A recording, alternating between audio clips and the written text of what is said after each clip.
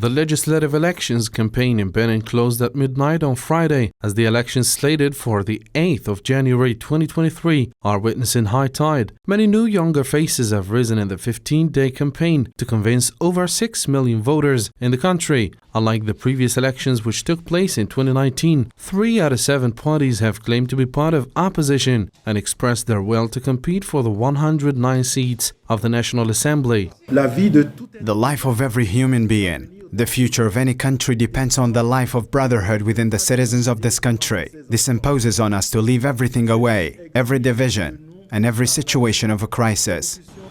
Many challenges resurfaced at the political scene of Benin. What hasn't been clear for the citizens and leaders of the country is the number of voters, especially that a big number of citizens expressed unwillingness to take part in the ballot. These elections are considered a test for the country's democracy and political awareness. The previous elections of 2019 had seen a wave of violence through many regions of the country. The hope for this year's elections is to avoid the mistakes of the previous era, especially that voters will be able to show their support for the fresh opposition parties.